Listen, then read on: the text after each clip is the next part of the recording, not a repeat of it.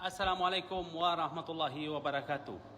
Jom kita dengar apa yang dikatakan oleh Donald Trump selepas dilantik pada tahun lepas sebagai Presiden Amerika Syarikat terhadap Bukit Jolan ataupun Jolan Highland.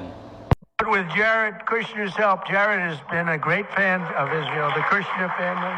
I signed the Golan Heights, the rights to the Golan Heights over to Israel. Nobody thought that was possible to get. They've been working on it for 70 years, Mark. 70 years. You know, planes would fly into places that have meetings that would last 2-3 days. All they talked about was the Golan Heights, right, Jason?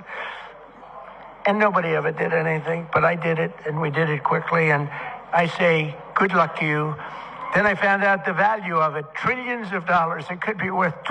Seperti yang kita lihat dan dengar, pihak kerajaan Amerika ataupun Presiden Amerika Donald Trump pada tahun lepas masa dilantikkan sebagai Presiden Amerika Syarikat diumumkan telah memberikan kepada Israel hadiah bukit ataupun Golan Highland.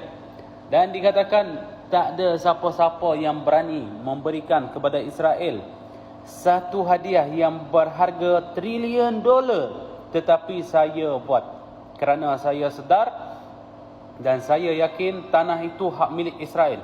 Jadi apa balasan, walaupun makan masa yang agak lama sikit, apa balasan pula pihak kerajaan Syria? Jom kita dengar apa yang dikatakan oleh Presiden Syria Ahmad Al-Sharaa pada semalam dulu.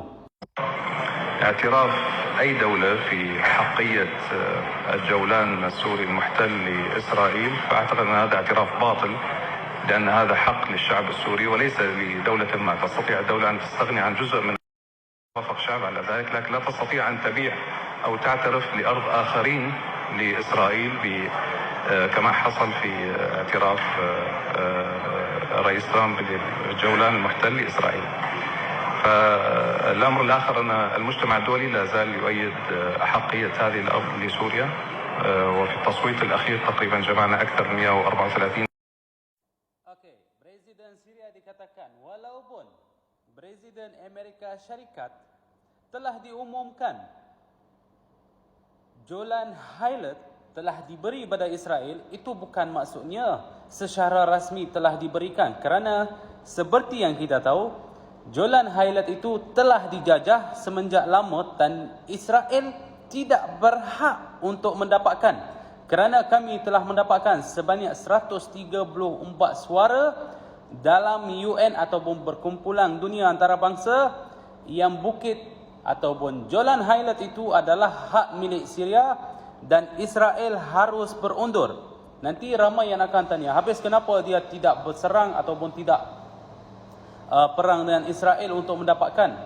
Dia pun telah bercakap, kami tidak ingin berperang dengan mana-mana pihak. Kami sekarang ni, siapa saja yang ada masalah dengan kami dan kami ada masalah dengannya, akan menggunakan cara diplomatik, kerana negara tidak ada kemampuan untuk berperang dengan mana-mana pihak.